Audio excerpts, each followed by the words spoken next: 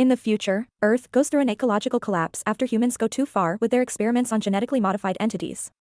Engineered viruses and organisms escape into the wild and wipe out edible plants, all animals, and a large part of the human population.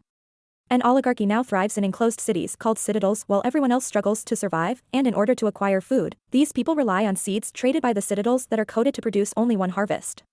Among these survivalists is Vesper, a 13-year-old girl that lives with her paralyzed father Darius. To keep his daughter company and be able to talk to her, his mind has been uploaded into a drone that follows the girl around. Vesper is a very smart kid. Not only she goes out to forage every day, she has some biology and biohacking knowledge that allows her to use the plants and bugs she finds in the research she conducts at an abandoned lab in the area. She's also the one keeping her father alive by maintaining the machine he's connected to. Darius is very protective of his daughter and doesn't like it when she speaks about finding a way of getting away, or following a pilgrim out of curiosity just to see where they go.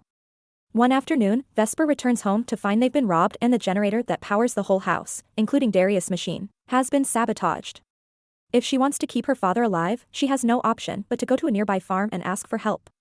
When she gets there, she finds out they're having trouble with their jug, a genetically created human being devoid of intelligence used for manual labor. The jug got hurt while working and now is useless, so leader Jonas, who happens to be Darius' brother, orders the boy that was in charge of it to put the creature out of its misery. Jonas swears it can't feel a thing because it was made in a lab, but as the boy kills it, the creature fights back and cries.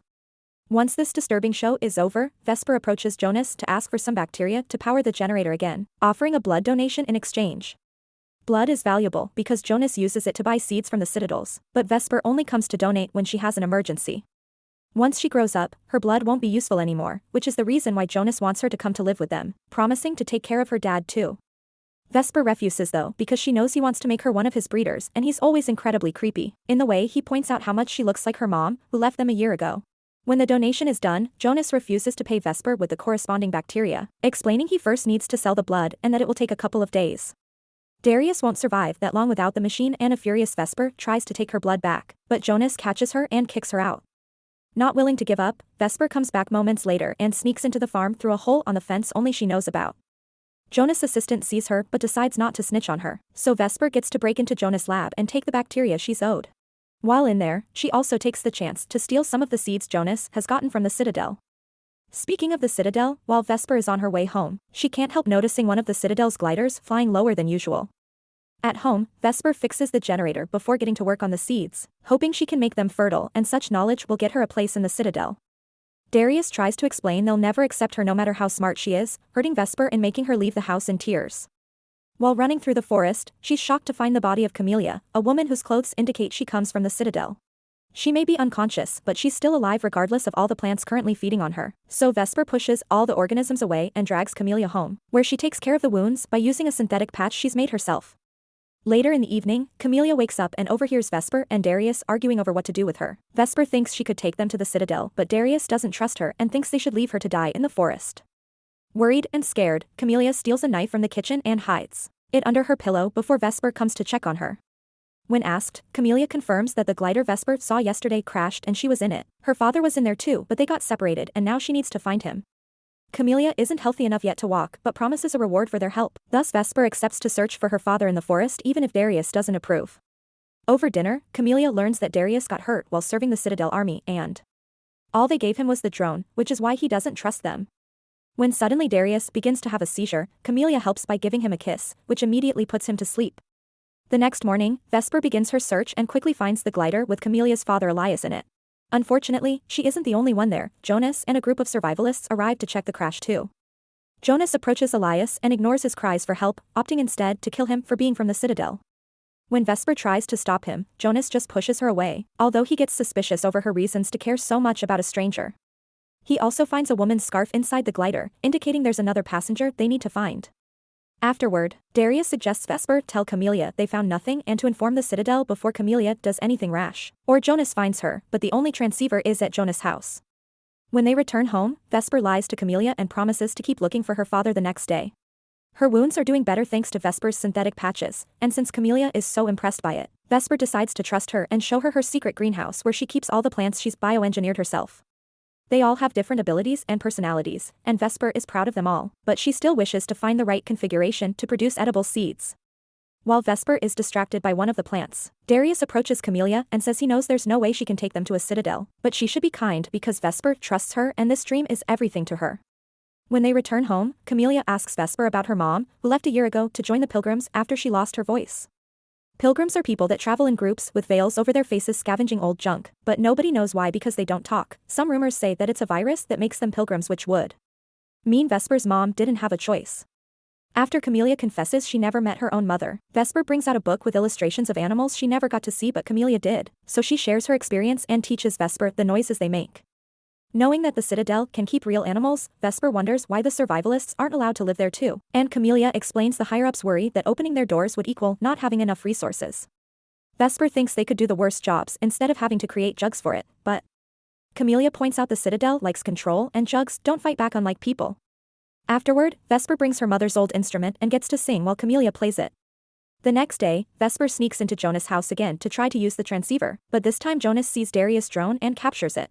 While pretending to fix it, Jonas tells Vesper about his missing seeds and the mystery of the missing passenger before pointing out he doesn't like liars, especially when they're his own family. Refusing to confess, Vesper grabs the drone and runs away, only to discover the drone can't fly and it falls as soon as it tries to take off. While trying to retrieve the drone, Vesper finds a body under a tree. It's Jonas' assistant, who was left there to die. Before she can wonder if he was killed for helping her, a bunch of Jonas followers arrive and push Vesper to the ground where they hold her down to put a seal on her hand, marking her as Jonas property. When she returns home, Vesper has a breakdown and Camellia doesn't hesitate to comfort her, making her feel bad for her lies and causing her to confess Elias is dead. To prove it, Vesper takes Camellia to see the body, which is floating in the river. Now it's Camelia's turn to have a breakdown as she cries and clings to her father, so Vesper has to drag her out of the river before she drowns. While holding her, Vesper notices a weird scar on Camelia's back that reacts when she touches it. It turns out Camellia is an extremely advanced jug created by Elias, who had been kicked out of the citadel for making a smart slave. Camellia lied too. She would have never been able to get Vesper and her dad into the citadel because she had been on the run. Furious, Vesper hits her before they return home, where she tells Camellia to leave after she gets cleaned up. Then, Vesper finally fixes the drone, and after she tells her dad what happened, Darius asks her not to be hard on Camellia because jugs can only follow orders and she had no choice. Meanwhile, Camellia grabs a tool in order to end things before the citadel can find her, but Darius' words have changed Vesper's mind and she arrives just in time to stop her. Since Camellia feels like she doesn't have a purpose anymore, Vesper offers to take a sample from her, that way Camelia's cells can be useful for her research. Of course this is easier said than done because just like with the seeds, Camelia's cells are locked as well. Noticing how frustrated Vesper is, Camellia decides to play for her since Elias used to say music helped him concentrate. This turns out to be an excellent idea because the sound of Camelia's music unlocks her cells and Vesper can finally modify the Citadel's seeds and make them fertile so they won't go hungry ever again. To make more progress, Vesper is going to need more filters, for which she makes a quick trip to the old lab with the drone to gather more tools. Meanwhile, Camellia stays home watching over Darius' body, which means Jonas finds her when he comes over to check on his niece. At first Camellia plays the innocent card, but Jonas is onto her and threatens to kill Darius, making Camellia accept to go with him without a fight. However, as soon as she turns around, Jonas sees the mark on her back and guesses she's a jug, so he pushes her against the table to try to reprogram her cells and make her accept him as her new master. At that moment, Vesper comes back and pushes him away, triggering a fight that the drone and Camellia also join. With their combined efforts, they overpower Jonas, yet Vesper refuses to kill him. Instead, she offers a deal. If Jonas doesn't call the Citadel on them, Vesper will share the key to unlocking the seeds so that he can feed his people. Jonas pretends to accept, but as soon as he makes it back to the farm, he calls the Citadel anyway and tells them where to find the fugitive jug. By the time night falls, Vesper has finished unlocking the first batch of seeds, but sadly there's no time to celebrate. Darius' drone detects a presence outside, which means the Citadel has found them. An engineered organism suddenly enters the house through every cranny, but luckily Darius recognizes it from his army days and warns Vesper and Camellia not to breathe until the poison is done exploding. Afterward, Camellia wants to turn herself in to save them, but Darius doesn't let her because they will still come after Vesper just for helping her. Instead, he offers to distract the soldiers while they run away. Vesper doesn't want to leave him behind, so Darius convinces her to hide nearby and that she can come back after he tells the soldiers that there's no jug there, since he knows how to talk to fellow army men.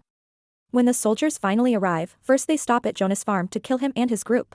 Then they come to Darius' place, where Vesper has covered everything up to make it look abandoned before taking the seeds with her to hide with Camellia in the forest. Darius has no hope that the soldiers will listen to an old man like him and doesn't even try to talk to them. His real plan all along has been to self-destruct the drone and bring the soldiers down with him. In the forest, Vesper sees the explosion and tries to run back to help her father, but Camellia stops her before she goes too far since there's nothing they can do anymore. To make matters worse, there are 2 soldiers that survived the explosion and are coming after them, so Vesper guides Camellia through the swamp, knowing there are dangerous plants there that can kill their enemies. The first soldier effectively falls into this trap and quickly dies, but the second one sees this and learns to avoid the plant. Vesper and Camellia fall to their knees to sneak around while staying hidden behind the bushes, but unfortunately another plant makes a noise when it sees them and alerts the soldier of their location. As the man comes closer, Vesper and Camellia decide offense is the best defense and jump on him, quickly taking his weapon and hitting him until he walks into the trapping zone and the plant kills him. A sound in the distance indicates more gliders are coming, and Camellia realizes they'll never stop chasing her, which means Vesper and the seeds will never be safe with her around. Vesper can tell she's planning something and tries to protest, but Camellia puts her to sleep with a kiss and hides her body under fallen leaves before surrendering to the soldiers. The next morning, Vesper wakes up and goes to her house, but it's burned down. After planting some of the unlocked seeds in her old garden, she comes across a group of kids that survived the attack on Jonas' farm, and together they begin traveling by following the pilgrims to discover where they go. The destination turns out to be a huge tower that the pilgrims have been building with the scraps they've foraged. Vesper doesn't hesitate to climb the tower, and once she makes it to the top, she opens her hand to let the wind take away the seeds to different corners of the land, that way they can grow and multiply for everyone. Thanks for watching and subscribe channel Story Short Recaps.